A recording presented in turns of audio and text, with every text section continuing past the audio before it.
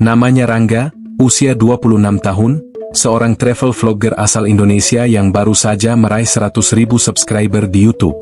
Untuk merayakannya, ia memutuskan untuk liburan ke Kamboja, negara yang katanya masih perawan dalam dunia pariwisata dan penuh keindahan tersembunyi. Rangga datang dengan ransel besarnya, kamera mirrorless, dan semangat membara untuk mengeksplor Angkor Wat, Phnom Penh, hingga desa-desa terpencil yang katanya penuh budaya unik. Hari pertama berjalan sempurna. Ia menyusuri pasar malam, makan serangga goreng khas lokal, dan merekam semua interaksinya dengan penduduk setempat. Senyumnya lebar.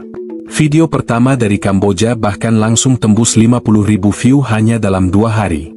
Namun, segalanya berubah saat hari keempat. Rangga memutuskan untuk pergi ke desa kecil di luar kota Phnom Penh, sebuah tempat yang ia dengar dari sopir tuk-tuk bernama Saran. Kalau mau tempat yang belum banyak di YouTube-in, kamu harus ke desa Cham Sach.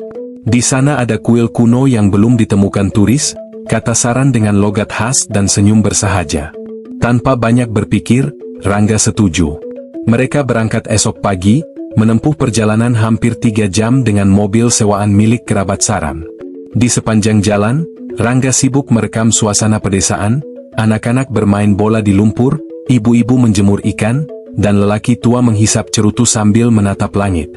Mereka tiba di sebuah desa kecil, dikelilingi ladang kosong dan bangunan reot yang tampak sepi. Tak ada sinyal, tak ada penginapan. Namun Saran mengatakan dia punya kenalan yang bisa memberikan kamar sederhana untuk bermalam. Rangga menyetujui. Ia terbiasa tidur di tempat tak nyaman demi konten yang beda dari yang lain. Malam itu, Rangga makan malam bersama keluarga pemilik rumah. Mereka menyuguhkan nasi, ikan bakar, dan air kelapa. Rangga merekam sebagian makan malam itu, lalu mematikan kameranya. Ia mengucapkan terima kasih sebelum menuju kamar kecil yang disiapkan untuknya. Sekitar pukul 11 malam, Rangga mulai merasa aneh. Kepalanya berputar. Matanya berat. Perutnya mual. Ia mengira hanya kecapean atau masuk angin karena perjalanan panjang. Tapi hanya 5 menit kemudian, semuanya gelap. Ia pingsan. Rangga membuka mata perlahan. Lampu putih menyilaukan. Tangannya diikat di sisi ranjang besi. Suara mesin berdengung di sekitarnya. Bau disinfektan menusuk hidung. Ia mencoba bergerak, tapi tubuhnya terasa berat. Saat ia menunduk, ia melihat sesuatu yang membuat darahnya berhenti mengalir. Sebuah bekas jahitan segar di sisi perut kirinya. Panik. Nafasnya tercekat. Jantungnya berdebar begitu keras, ia bisa mendengarnya sendiri. Suara-suara samar terdengar dari balik tirai, percakapan dalam bahasa asing yang tak ia mengerti, lalu suara langkah kaki mendekat. Rangga pura-pura pingsan kembali. Ketika tirai terbuka, ada 2 orang pria dengan jas medis masuk. Salah satunya berbicara dengan bahasa Thailand, satunya lagi berlogat Vietnam. Mereka mengecek infus, membuka perban Rangga, lalu mencatat sesuatu di clipboard. Salah satu dari mereka berkata, "Target berhasil. Ginjal kiri sudah diambil. Besok pagi kirim ke Bangkok." Setelah mereka keluar, Rangga menahan napas, mencoba berpikir. Ia sadar satu hal, dia baru saja menjadi korban pencurian organ. Dan yang lebih menakutkan, dia belum tahu bagaimana caranya keluar dari tempat ini. Rangga tidak tidur malam itu.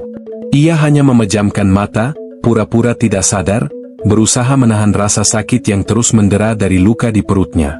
Tapi yang lebih sakit bukanlah lukanya, melainkan kenyataan bahwa ada bagian tubuhnya yang telah hilang, dan ia tidak tahu di mana dirinya berada. Pagi menjelang. Dari balik tirai, terdengar suara-suara tergesa, seperti orang menyiapkan pengiriman. Ranjang dorong, langkah sepatu cepat, dan bunyi zip kantong medis. Semua terasa seperti rumah sakit, tapi berbeda. Tak ada papan nama, tak ada suara pasien lain, hanya suasana dingin, steril, dan mengancam. Ketika situasi sedikit tenang, Rangga mencoba mengamati sekelilingnya dari celah tirai. Ia berada di ruangan sempit, tembok kusam, alat medis yang tampak bekas pakai, dan kamera CCTV kecil di pojok atas. Tidak ada jendela. Hanya satu pintu baja di ujung ruangan. Tiba-tiba pintu terbuka. Seorang perempuan tua masuk, mengenakan baju perawat tapi tanpa ID. Ia membawa semangkuk bubur. "Makan," katanya dalam bahasa Khmer, lalu meletakkan mangkuk di meja kecil. Ia menatap Rangga sebentar, lalu keluar tanpa sepatah kata. Rangga sadar, satu-satunya cara untuk keluar dari tempat ini adalah dengan pura-pura patuh, untuk sementara. Beberapa hari kemudian, Rangga perlahan dibiarkan berjalan sendiri. Mereka menyangka efek obat masih membuatnya lemah. Tapi dalam diam, ia memperhatikan siapa saja yang keluar masuk, ruangan mana yang selalu terkunci, dan lebih penting, apa sebenarnya tempat ini. Suatu malam, Rangga memberanikan diri membuka pintu kecil di lorong belakang, ketika suasana sedang sepi. Dan di sanalah ia melihat kenyataan yang membuatnya nyaris muntah. Tumpukan koper. Puluhan. Rapi di sudut ruangan. Semua tampak baru. Beberapa ada label penerbangan. Di salah satunya, Rangga melihat sesuatu yang membuat darahnya beku. Kamera vlog miliknya. Koper itu, miliknya. Ia membuka koper itu, semua barangnya ada. Tapi bukan itu yang membuatnya hancur. Ia melihat tumpukan lain, koper-koper lain, dan satu persatu dibukanya. Semua berisi pakaian, paspor, barang-barang pribadi, milik orang lain. Turis, traveler, dan hampir semuanya masih utuh. Tapi tidak ada pemiliknya. Rangga menyadari satu hal yang mengerikan, tempat ini bukan sekadar rumah sakit gelap. Ini adalah pusat distribusi organ manusia. Dan para korbannya, mereka bukan warga lokal, tapi turis asing. Mereka yang datang untuk mencari keindahan, petualangan, dan pengalaman budaya, justru menjadi komoditas bernilai tinggi bagi jaringan hitam ini. Keesokan harinya, Rangga dibawa keluar. Bukan untuk dibebaskan, tapi untuk dipindahkan. Ia dinaikkan ke dalam sebuah mobil van bersama dua pria lain, keduanya juga terlihat lemah, satu bahkan dengan infus masih menempel. Mobil bergerak ke arah utara, melintasi desa-desa kecil yang penuh kemiskinan. Di jalan, Rangga pura-pura tertidur. Tapi matanya mengintip keluar jendela. Di suatu persimpangan, ia melihat papan kayu tua bertuliskan, Cham Sach 2 km. Desa itu, tempat ia pertama kali dijemput. Dan dari arah berlawanan, Rangga melihat seorang anak kecil mengendarai sepeda butut, mengangkat tangannya memberi hormat ke arah mobil yang ia tumpangi. Bocah itu, mengenakan kaos Rangga. Kaos merchandise channelnya yang hanya ia bawa satu. Itu artinya, koper-koper itu sudah dibagikan. Barang-barang korban telah menjadi milik warga desa. Dan kini Rangga tahu, desa itu bukan korban. Desa itu adalah bagian dari jaringan. Mobil van yang membawa Rangga menembus jalan tanah merah, berlubang, dikelilingi semak belukar tinggi yang menutup pandangan ke arah luar. Di dalam mobil, dua pria asing masih tak sadarkan diri. Salah satu dari mereka masih muda, kulit sawo matang, mungkin dari Asia Tenggara juga. Satunya lagi berkulit putih, dengan bekas luka jahitan di lehernya. Mereka tampak seperti mayat hidup, diam, pucat, dan kehilangan harapan.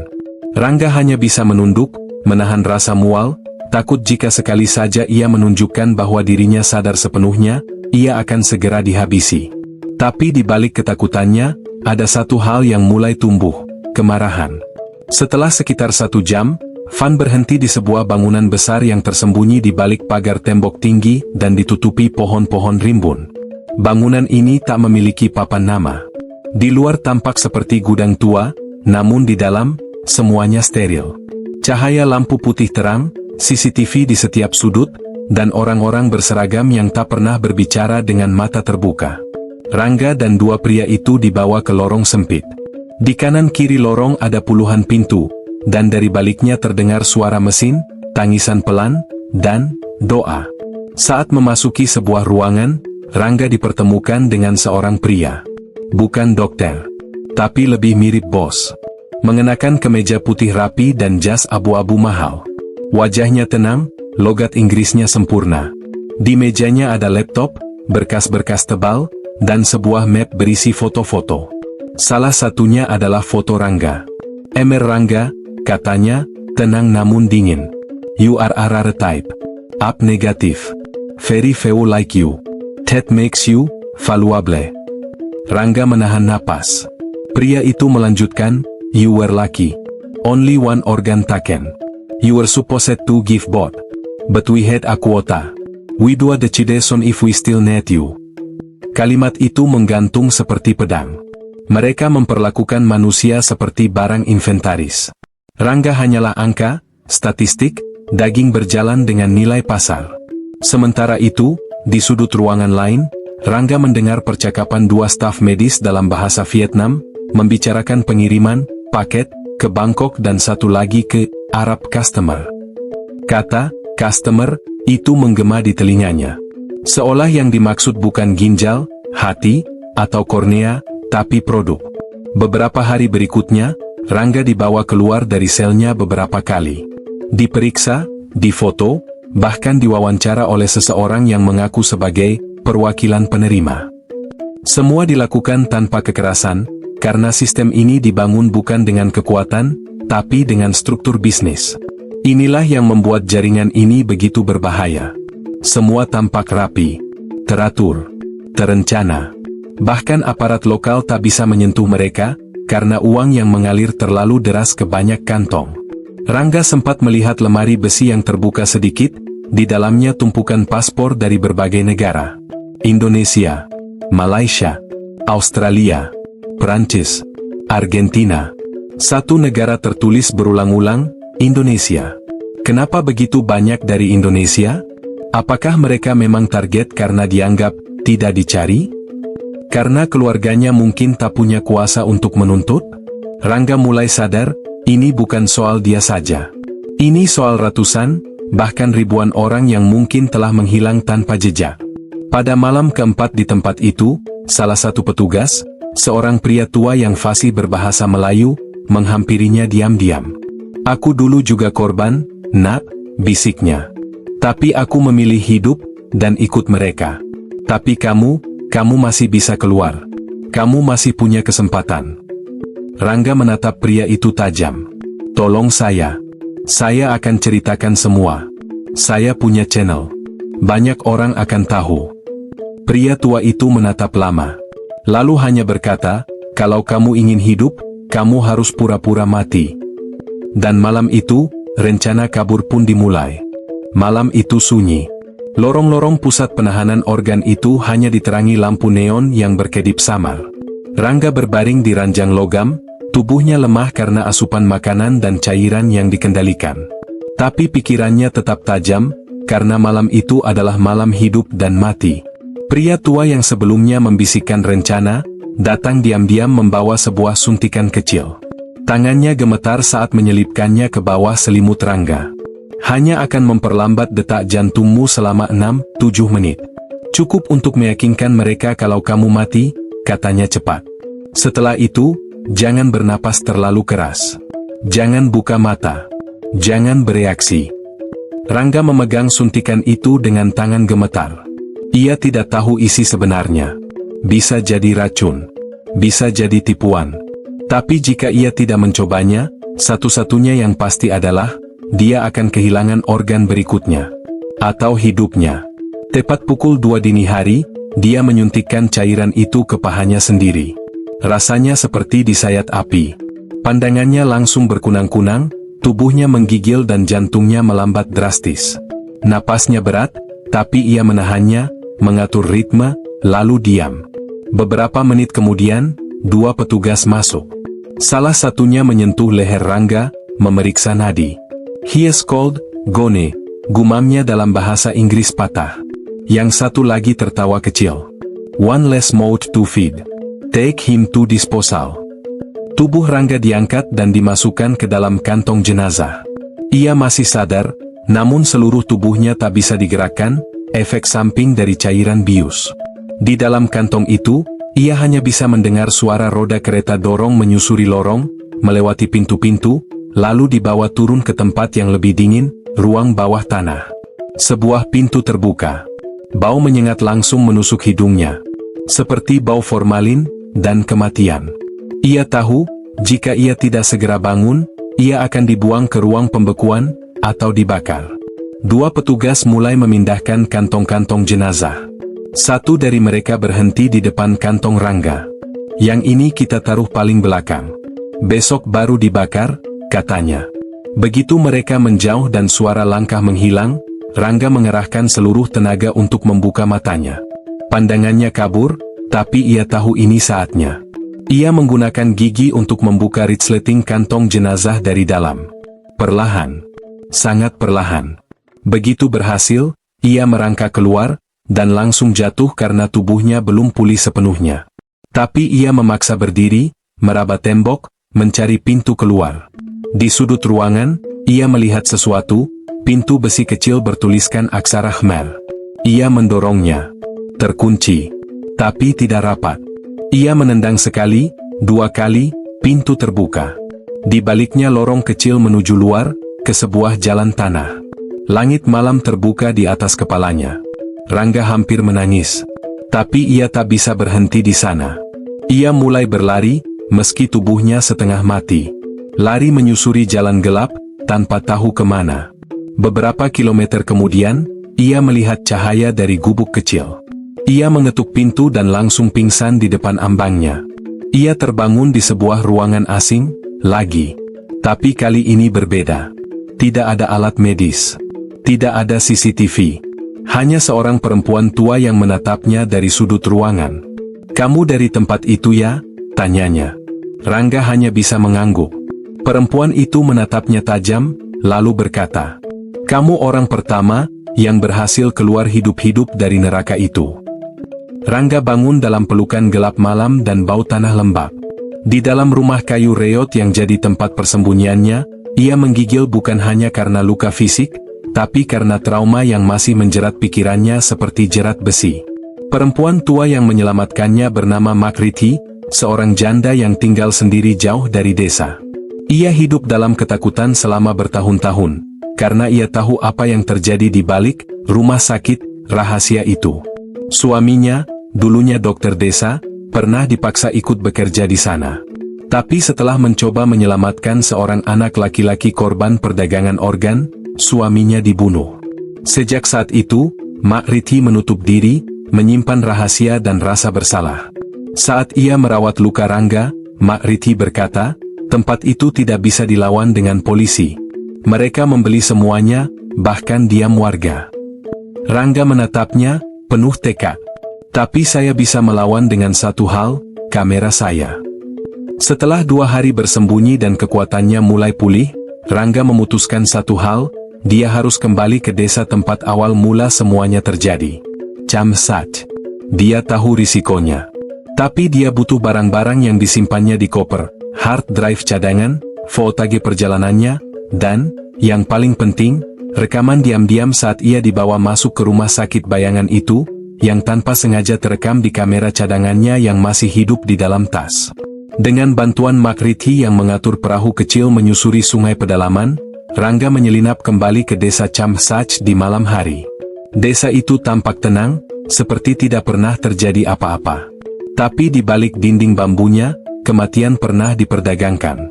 Rangga menyusup ke rumah tempat ia pertama kali menginap. Koper miliknya, dengan stiker logo channel YouTube-nya, masih ada. Tapi saat ia mengambilnya dan hendak kabur, Rangga. Suara itu menghentikannya. Dari balik bayangan, muncullah Saran, supir tuk-tuk yang dulu membawanya ke desa itu. "Kau seharusnya sudah mati," katanya dingin. "Tapi sekarang, semua akan tahu kau masih hidup." Saran mencabut pisau. Rangga tak sempat berpikir. Ia melempar koper ke arah Saran, dan kabur menyusuri jalan tanah. Satu luka terbuka lagi di lengannya karena sabetan pisau, tapi ia terus berlari. Sampai akhirnya dia kembali ke sungai, dan naik ke perahu. Tembakan terdengar. Air bergejolak. Tapi Rangga berhasil lolos. Untuk kedua kalinya. 2 minggu kemudian, Rangga telah kembali ke Indonesia dengan bantuan relawan internasional dan organisasi kemanusiaan. Tapi pelariannya tidak selesai, ia membawa bukti. Dan bukti itu harus disebarkan sebelum mereka yang berkuasa mencoba menghilangkannya. Ia mengunggah video itu di channel YouTube-nya. Tapi bukan sebagai vlog biasa. Judul videonya, Aku diselamatkan tapi kehilangan ginjalku, perdagangan organ di Kamboja, cerita nyata. Video itu menampilkan footage detik-detik ia dijemput, wajah samar para pelaku, rekaman suara pria yang menyebut, "You are valuable," dan foto-foto koper para korban. Dalam 48 jam, video itu viral. Ratusan ribu komentar datang. Media internasional mulai mengangkat ceritanya. Tagar Save the Missing Tourists menjadi trending global. Tapi itu hanya awal, karena setelah video itu tayang, Rangga mulai menerima ancaman. Email kosong dengan subjek, "Kau seharusnya tidak kembali." Paket tanpa pengirim, berisi baju rumah sakit yang dipenuhi bercak darah. Dan satu pesan suara dari nomor asing yang hanya berkata, "Kami tahu di mana kamu tinggal sekarang." Setelah video Rangga viral dan menyebar ke seluruh dunia, dampaknya jauh lebih besar dari yang ia bayangkan. Ia bukan lagi hanya seorang travel vlogger biasa. Ia menjadi simbol perjuangan. Suaranya adalah suara ratusan korban yang tak pernah bisa kembali. Beberapa hari setelah video ditonton lebih dari 3 juta kali, ia menerima pesan dari seorang jurnalis investigasi internasional yang telah lama menyelidiki jaringan perdagangan organ di Asia Tenggara. Namanya Eleanor, dan ia menghubungi Rangga dengan satu kalimat. "Kamu telah memecahkan gerbang besarnya. Sekarang kita bisa membongkar seluruh jaringannya." Rangga, yang selama ini hidup dalam bayang-bayang, menyadari ini adalah kesempatan. Tapi sekaligus, jalan tanpa balik. Karena sejak video itu naik, hidupnya tak pernah lagi tenang. Setiap malam ia harus berpindah tempat tinggal, dibantu oleh LSM dan jaringan aktivis HAM. Mereka menyembunyikannya dari pantauan pihak-pihak misterius yang terus memburu keberadaannya. Mobil hitam tanpa plat sering terlihat di sekitar penginapannya. Drone pernah terbang rendah di jendela kamar. Bahkan nomor-nomor asing dari luar negeri terus meneleponnya tiap malam tanpa suara. Namun semakin besar tekanan, semakin besar pula keberanian yang tumbuh dalam dirinya. Eleanor dan tim investigasinya berhasil melacak nama dokter, nama rumah sakit ilegal, bahkan rute pengiriman organ ke luar negeri. Beberapa nama yang muncul dalam penyelidikan membuat bulu kuduk Rangga merinding, anggota militer bayaran, pejabat lokal, hingga tokoh bisnis dari negara-negara besar. Ini bukan lagi jaringan kriminal biasa. Ini kartel hitam berskala global.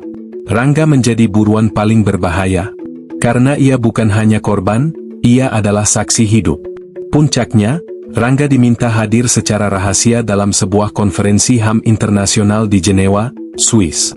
Video kesaksiannya ditayangkan, lengkap dengan footage, foto korban lain yang teridentifikasi, dan peta distribusi jaringan gelap dari desa kecil di Kamboja hingga ke Eropa dan Timur Tengah. Ruangan hening saat suara Rangga terdengar. "Saya pikir saya datang ke Kamboja untuk mencari keindahan. Tapi saya malah menemukan sisi tergelap dari manusia, di mana organ lebih berharga dari nyawa, dan senyuman bisa menutupi niat membunuh. Tapi saya juga percaya, kebenaran yang paling mengerikan pun tetap harus disuarakan. Karena jika saya diam, mereka menang." Kesaksian itu mengubah segalanya. Dalam minggu-minggu berikutnya, operasi rahasia internasional dilakukan. Beberapa lokasi digerebek. Korban-korban diselamatkan. Sebagian pelaku ditangkap, meski banyak yang berhasil melarikan diri. Namun kebenaran punya harga.